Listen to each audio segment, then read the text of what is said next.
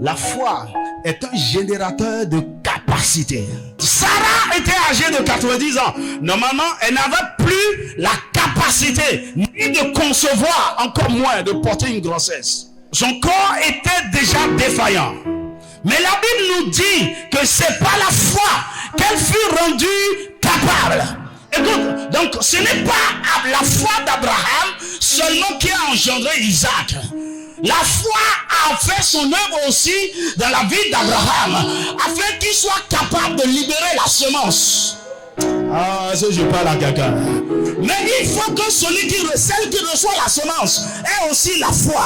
La foi de Sarah a fait quelque chose. La foi de Sarah a changé ses conditions physiologiques. La foi de Sarah a généré la puissance nécessaire, les vertus nécessaires, à libérer les hormones qui n'étaient plus sécrétées pour transformer ses conditions physiologiques, biologiques et physiques afin qu'elle soit en mesure de porter un enfant. La foi a transformé la vieille femme en une jeune fille capable de concevoir encore. La foi, c'est un générateur de capacité. La foi a la capacité donc de transcender les conditions spirituelles, les conditions physiques, les conditions économiques, les conditions politiques. Lorsque la foi est à l'œuvre, l'impossible devient possible. Par la foi, Sarah a accompli l'impossible malgré les flagrantes incapacités et faiblesses de son corps.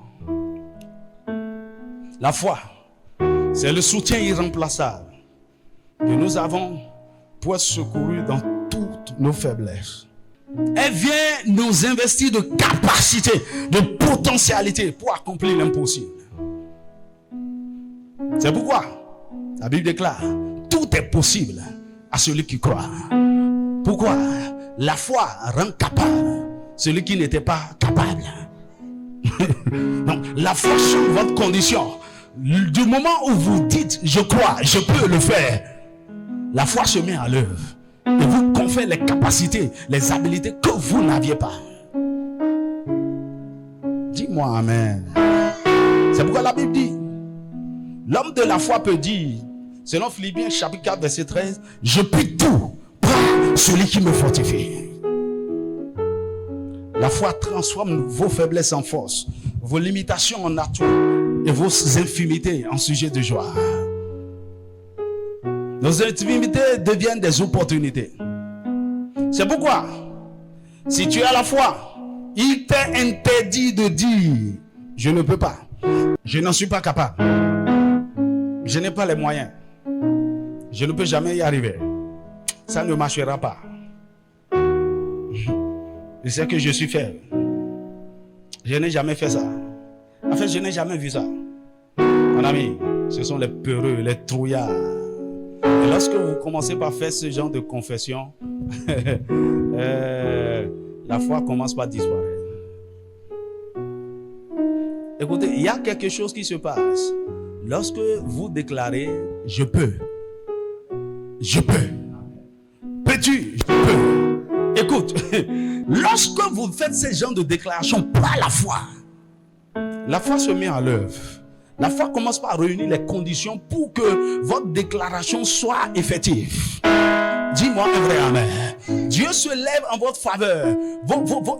Il commence par vous communiquer la sagesse, l'intelligence et toutes sortes de choses. Il réunit toutes les conditions parce que vous avez dit je peux, en comptant sur lui, vous ne pouvez pas jouer. Ça dit quoi? Ce qu'il est, ça dit vous-même vous disparaissez de la scène parce que vous avez dit je peux au nom de l'Éternel. C'est sa capacité qui se met à l'œuvre. Est-ce que quelqu'un me suit? C'est pourquoi la Bible dit dans Joël chapitre 3 verset 10 que le faible dise je suis fort. Que le faible dise je suis fort. Dis avec moi je suis fort. Dis avec moi je suis fort. Dis avec moi je suis riche. Tu ne crois pas, je suis riche. Dis avec moi, je suis un millionnaire. Je suis un milliardaire. Je suis un pilier financier du royaume. Je suis un instrument de guérison.